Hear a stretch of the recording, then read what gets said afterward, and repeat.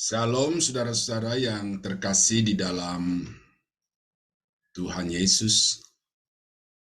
Oleh anugerah Tuhan kita bertemu kembali untuk bersama-sama mempelajari dan mendiskusikan tentang isu atau pokok yang sangat pokok di dalam Alkitab, yaitu doktrin tentang Allah. Sesi yang pertama kita sudah membahas baik hipotesa-hipotesa maupun sifat-sifat Allah, dan kita sudah menemukan bahwa semua sifat-sifat yang melekat pada Allah, dalam hal ini Bapa atau Yahweh, ternyata semua sifat-sifat itu juga melekat pada Yesus dan Roh Kudus dengan fakta-fakta Alkitab dari ayat-ayat yang sudah kita bahas bersama-sama. Nah, pada hari ini kita akan mencoba melihat lagi dari sisi karya Allah. Ya.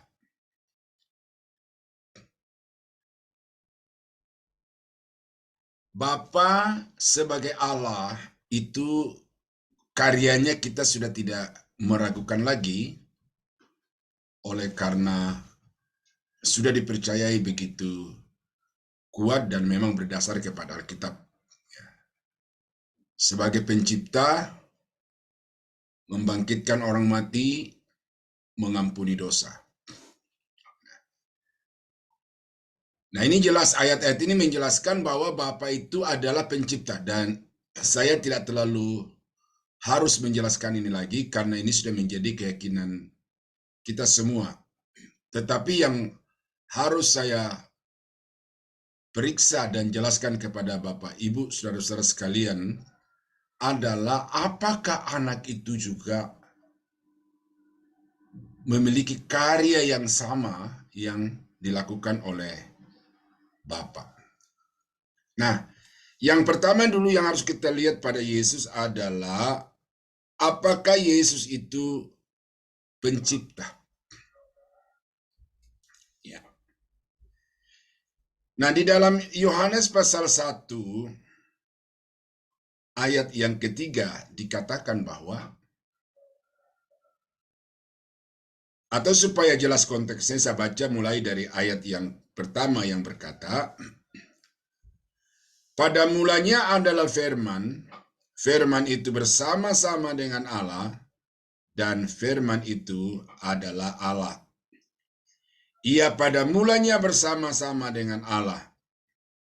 Segala sesuatu dijadikan oleh Dia, dan tanpa Dia tidak ada sesuatu pun yang telah jadi dari segala yang telah dijadikan.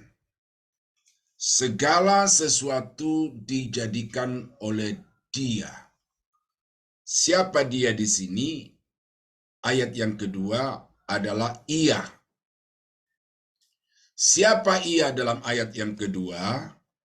Firman di dalam ayat yang pertama. Dan dikatakan di dalam ayat yang ke-14, firman itu telah menjadi manusia. Jadi jelas ayat yang ketiga dari Yohanes pasal 1 ini adalah Yesus. Nah, jadi segala sesuatu dijadikan oleh Dia, dan tanpa Dia tidak ada sesuatu pun yang telah jadi dari segala yang telah dijadikan. Tidak akan ada sesuatu tanpa diciptakan oleh Yesus. Dan di dalam Kolose pasal 1 ayat yang ke-16, saya bacakan mulai dari ayat yang ke-15 supaya juga jelas konteksnya. Ya. Ia adalah gambar Allah yang tidak kelihatan, yang sulung lebih utama dari segala yang diciptakan. Nah, Ia di situ menunjuk kepada Kristus. Kristus menyatakan Bapa kepada manusia. Ia adalah yang sulung, artinya yang pertama bangkit dari antara orang mati. lebih utama dari segala ciptaan. Artinya bahwa tidak ada ciptaan di atas muka bumi ini yang dapat disetarakan dengan Yesus. Nah, ayat yang ke-16. Karena di dalam Dialah segala sesuatu diciptakan. Telah diciptakan segala sesuatu yang ada di sorga dan yang ada di bumi, yang kelihatan dan yang tidak kelihatan, baik singgasana maupun kerajaan, baik pemerintah maupun penguasa, segala sesuatu diciptakan oleh Dia untuk Dia. Nah, jadi Paulus menegaskan di sini bahwa Yesus itu selain Dia datang ke dalam dunia ini untuk menyatakan Allah kepada manusia, ternyata Dia juga adalah pencipta. Segala sesuatu baik yang di surga maupun yang di bumi. Yang di surga itu siapa? Yang di surga itu adalah malaikat. Malaikat ini diciptakan oleh Tuhan sebelum langit dan bumi diciptakan, dan berarti bahwa Yesus ini keberadaannya lebih pertama atau ada sebelum malaikat-malaikat diciptakan, karena malaikat-malaikat itu adalah ciptaan Yesus. Kemudian yang ada di bumi, segala sesuatu yang ada di bawah kolong langit ini adalah ciptaan Yesus. Nah, kalau Bapa membangkitkan orang mati, maka Yesus juga membangkitkan orang mati. Di dalam Yohanes pasal 11 ayat 43-44 ini cerita yang sudah tidak asing lagi karena sudah kita hafal bahkan luar kepala, yaitu Lazarus, saudara dari Maria dan Marta, yang sudah meninggal sudah beberapa hari, badannya sudah busuk. Tetapi kemudian sebagaimana Bapa dapat membangkitkan orang mati, maka Yesus membangkitkan orang mati. Mengampuni dosa. Mengampuni dosa. Bapa mengampuni dosa karena anugerah. Ternyata Yesus juga adalah pribadi yang memiliki otoritas yang sama dengan Bapa, sehingga Dia berkuasa untuk mengampuni dosa. Di dalam Markus pasal 2 ayat yang ke-5,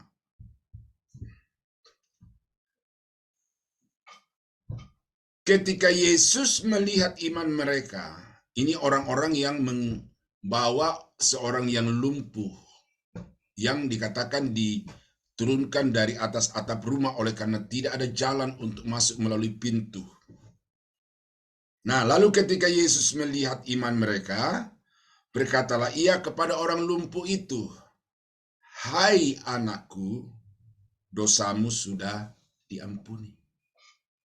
Ini Yesus sama sekali tidak ragu untuk mengatakan itu, karena memang Dia punya kuasa dan Dialah sang pengampun dosa itu. Di dalam ayat 8 dan 9, bagaimana orang-orang Farisi dan orang-orang Israel itu kemudian menjadi marah kepada Yesus, oleh karena bagi orang-orang Yahudi satu-satunya pribadi yang dapat mengampuni dosa itu adalah Allah sendiri. Maka Yesus berkata dalam ayat yang ke-8, tetapi Yesus segera mengetahui dalam hatinya bahwa mereka berpikir demikian, lalu Ia berkata kepada mereka, "Mengapa kamu berpikir begitu dalam hatimu? Manakah lebih mudah mengatakan kepada orang lumpuh ini, dosamu sudah diampuni, atau mengatakan, bangunlah, angkatlah tilammu, dan berjalanlah? Tetapi supaya kamu tahu bahwa di dunia ini Anak Manusia berkuasa mengampuni dosa." Ya, ini bukan klaim sepihak, tetapi ini adalah fakta bahwa memang Yesus itu punya otoritas itu karena Dia adalah Allah. Sebagaimana Bapa berkuasa untuk mengampuni dosa, Yesus juga berkuasa untuk mengampuni dosa. Nah, di dalam 1 Yohanes 1 ayat yang ke-7 dikatakan, Tetapi jika kita hidup dalam terang sama seperti Dia ada dalam terang, maka kita beroleh persekutuan seorang dengan yang lain. Dan darah Yesus anaknya itu menyucikan kita daripada segala dosa. Jadi Yesus mengampuni dengan perkataan, tetapi Yesus mencurahkan darahnya adalah dengan tujuan juga untuk mengampuni dosa orang-orang yang percaya kepadanya. Nah, jadi ayat itu jelas menunjukkan bahwa Yesus adalah Allah karena Dia berkuasa mengampuni dosa. Nah, sekarang kita lihat, apakah Roh Kudus itu memiliki karya sama seperti Bapa, sama seperti Yesus? Nah, di dalam Matius pasal 1 ayat yang ke-20, ini adalah perkataan malaikat kepada Yusuf yang sedang ragu untuk mengambil Maria sebagai istrinya. Dan karena itu Allah menyatakan diri secara khusus kepada Yusuf untuk meyakinkan agar tidak ragu mengambil Maria sebagai istrinya. Walaupun memang faktanya sedang dalam keadaan mengandung. Ayat 20, ketika ia atau Yusuf mempertimbangkan maksud itu, malaikat Tuhan nampak kepadanya dalam mimpi dan berkata, Yusuf anak Daud, janganlah engkau takut mengambil Maria sebagai istrimu, sebab anak yang di dalam kandungannya adalah dari Roh Kudus. Sama ya di dalam Lukas pasal 1 ayat yang ke-35. Ini antara malaikat dengan Maria. Ya. Karena Maria juga sebagai manusia yang normal ya berpikir tidak mungkin saya akan bisa mengandung oleh karena saya ini tahu diri saya secara persis belum pernah melakukan satu hubungan badan dengan seorang laki-laki bahkan dengan tunangan saya. Jadi adalah mustahil untuk saya bisa mengandung. Tetapi apa kata malaikat itu kepadanya? Jawab malaikat itu kepadanya, Roh Kudus akan turun atasmu dan kuasa Allah yang Maha Tinggi akan menaungi engkau. Sebab itu anak yang akan kau lahirkan itu disebut kudus, anak Allah. Roh Kudus akan turun atasmu. Jadi saya bisa simpulkan dari ayat ini bahwa Roh Kudus itu menciptakan tubuh jasmani Yesus di dalam rahim Maria. Karena tidak mungkin ada pertumbuhan tubuh secara jasmani di dalam rahim Maria karena belum pernah melakukan hubungan secara suami istri. Nah, oleh karena itu kalau kemudian ada janin lalu kemudian menjadi seorang bayi yang lahir yang kita peringati setiap tanggal 25 Desember, itu berdasarkan dua ayat ini, Matius dan Lukas, itu menyatakan bahwa Roh Kudus yang berkarya, Roh Kudus yang menciptakan tubuh jasmani Yesus itu di dalam rahim Maria. Dan di dalam Ayub 33 ayat yang keempat, Alkitab berkata, Roh Allah telah membuat aku, ya Roh Allah telah membuat aku, dan nafas yang maha kuasa membuat aku hidup. Nah, dari ayat ini kita melihat juga bagaimana Ayub jelas mengakui bahwa keadaanku, kelahiranku di tengah-tengah dunia ini itu adalah karena dibuat, karena diciptakan oleh Roh Kudus. Nah, jadi jelas bahwa Roh Kudus itu juga adalah pencipta. Bapa pencipta, Anak pencipta, Roh Kudus pencipta. Nah, apakah Roh Kudus itu juga berkarya membangkitkan orang mati, dikatakan di dalam Roma pasal 8 ayat 1, ya. Ini dalam terjemahan bahasa Indonesia agak kurang lengkap. Ya, tetapi kalau dalam terjemahan King James Version, ya, dikatakan gini. There is therefore now no condemnation to them which are in Christ Jesus. Tidak ada lagi penghukuman bagi orang-orang yang ada di dalam Kristus Yesus.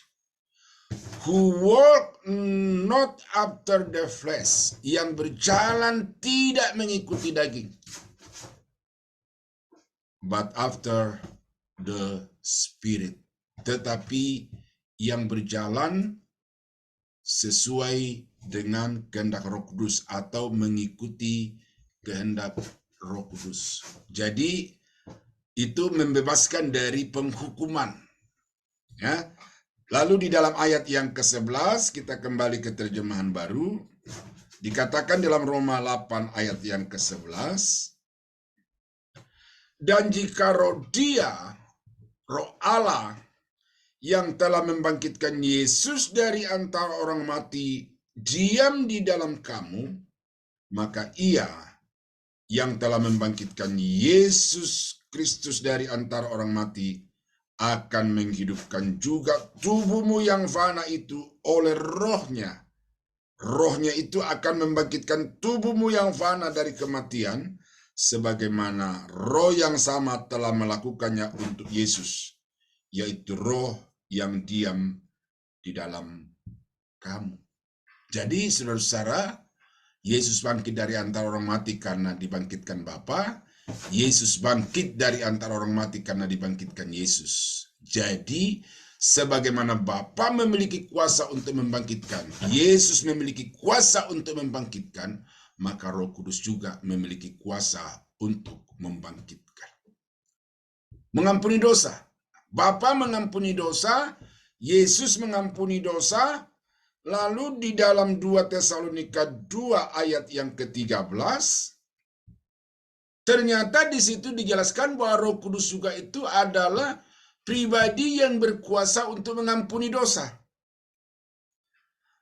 Akan tetapi kami harus selalu mengucap syukur kepada Allah karena kamu, saudara-saudara, yang dikasihi Tuhan, sebab Allah dari mulanya telah memilih kamu untuk diselamatkan dalam roh, ya, dalam roh yang menguduskan kamu dan dalam kebenaran yang kamu percayai. Jadi roh itu menguduskan kita.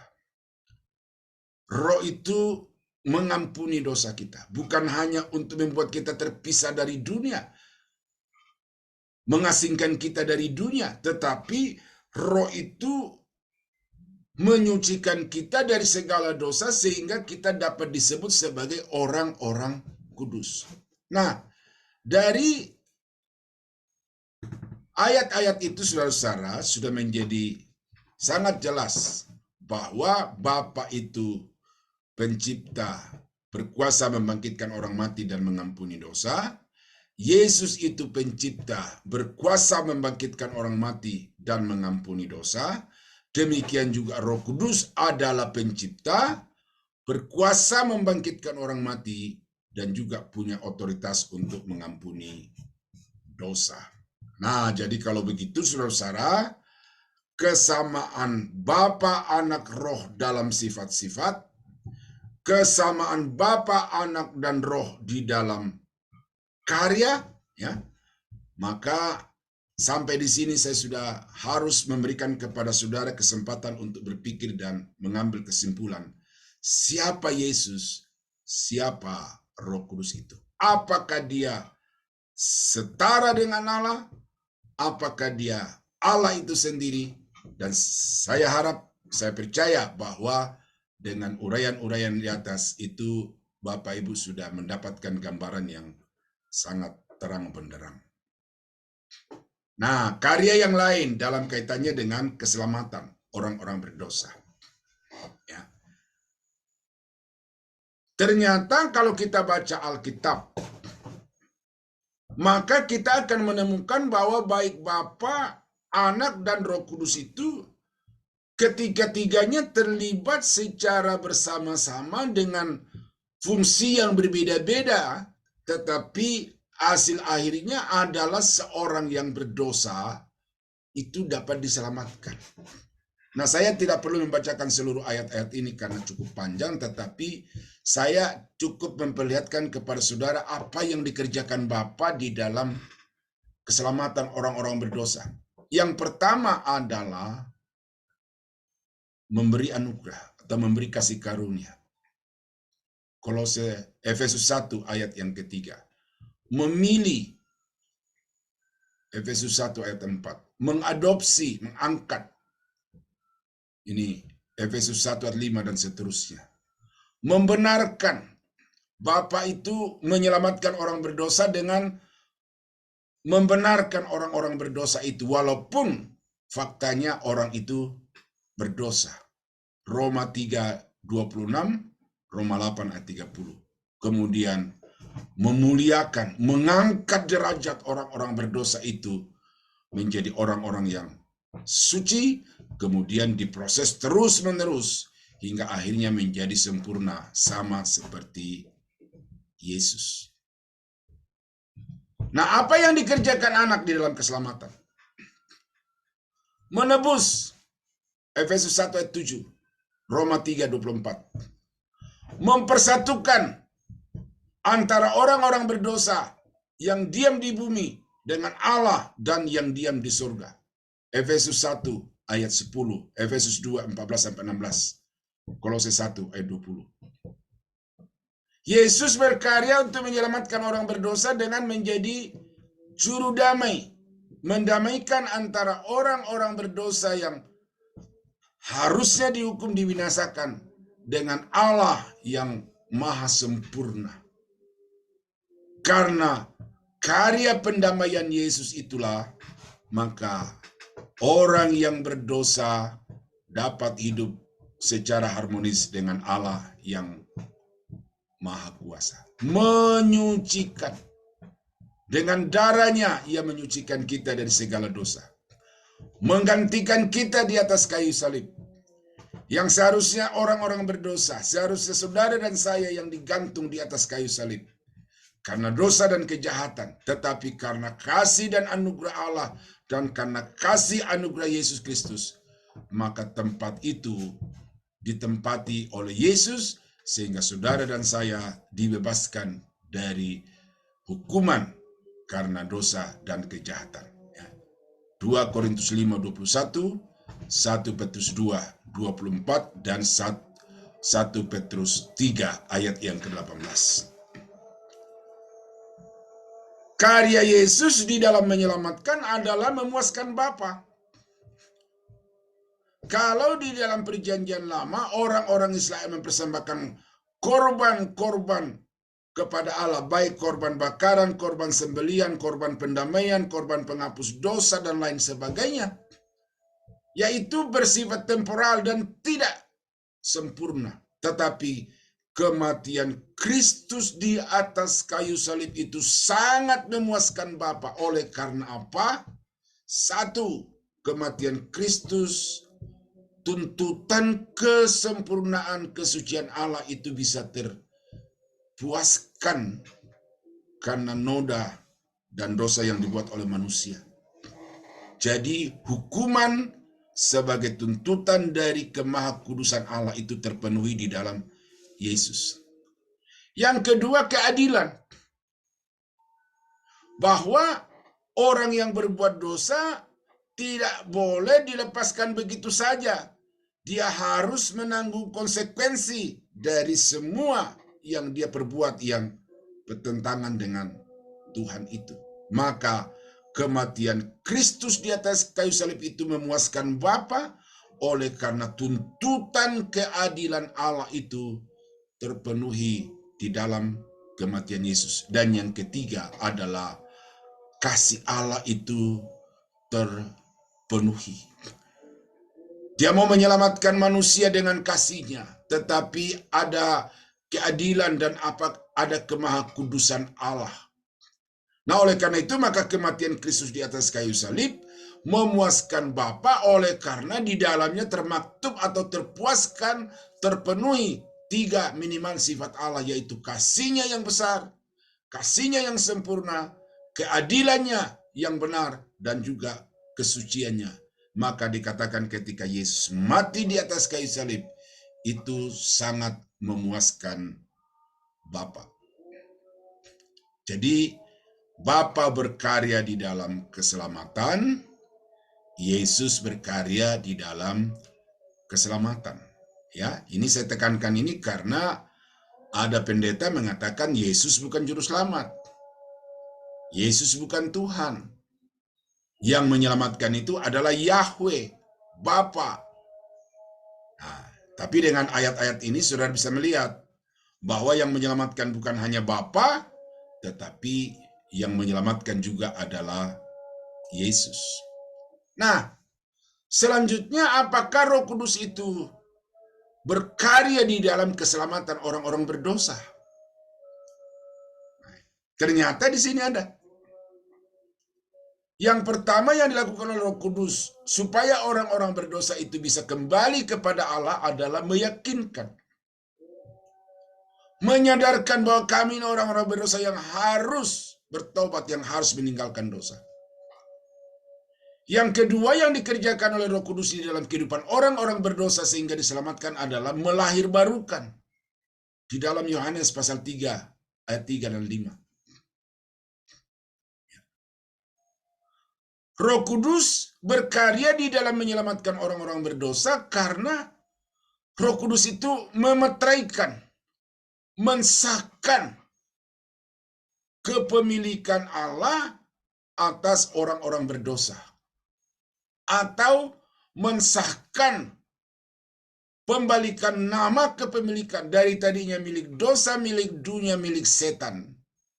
Sekarang menjadi milik Allah, dan siapa yang mensahkan tanda kepemilikan Allah atas orang-orang berdosa itu adalah Roh Kudus dengan meterai. Jadi Roh Kudus itu difungsikan sebagai meterai yang mensahkan bahwa orang-orang berdosa itu sekarang telah menjadi milik Allah dan tidak ada yang bisa menggugat kepemilikan Allah atas orang-orang berdosa. Yang berikut yang dikerjakan Roh Kudus adalah mendiami, tinggal di dalam diri orang-orang yang diselamatkan, lalu itu menjadi suatu bukti bahwa orang itu tidak akan bisa lagi pindah kepemilikan kepada yang lain. Nah, sekaligus menjamin. Nah, ini. Ya, jadi Roh Kudus itu penjamin atas kepemilikan Allah atas orang-orang berdosa, dan pekerjaan Roh Kudus yang lain di dalam menyelamatkan orang-orang berdosa adalah membaptiskan orang-orang itu ke dalam tubuh Kristus. Artinya orang itu tadinya di luar Kristus, tetapi sekarang setelah dia percaya kepada Yesus, maka Roh itu membaptiskan dia masuk ke dalam persekutuan orang-orang yang percaya kepada Yesus sebagai Tuhan dan Juru Selamat. Nah, jadi saudara-saudara yang kekasih di dalam Tuhan, kita melihat di situ bahwa kesamaan Bapa, Anak, dan Roh itu bukan hanya di dalam sifat, tetapi juga di dalam karya. Karya dalam 2 garis besar yang saya bagi. Yang pertama, karya di dalam penciptaan alam semesta. Dan yang kedua adalah karya di dalam keselamatan orang-orang berdosa. Bapa mencipta, Yesus mencipta, Roh Kudus mencipta. Bapa menyelamatkan, Yesus menyelamatkan, dan Roh Kudus menyelamatkan. Nah, jadi tiga-tiganya terlibat secara bersama-sama dan tanpa satu terlibat, maka yang dua itu menjadi tidak lengkap, tidak sempurna karyanya. Oleh karena itu, baru disebut karyanya itu sempurna kalau Bapa berkarya, Yesus berkarya, dan Roh Kudus berkarya. Nah, saudara-saudara kekasih dalam Tuhan, sesi ini saya akhiri sampai di sini dulu supaya saudara mudah untuk mencerna karena tidak terlalu panjang. Dan sesi pertama, saya harap saudara sudah memahami itu. Masuk sesi kedua ini saudara tambahkan lagi, padukan, lalu dengan itu saudara bisa mengambil satu kesimpulan. Walaupun belum tuntas materi ini saya paparkan kepada Bapak Ibu, tetapi dari dua sesi itu saja sudah cukup kuat untuk saudara jadikan sebagai landasan kesimpulan bahwa sesungguhnya Bapa itu Allah, Yesus itu Allah, Roh Kudus itu Allah.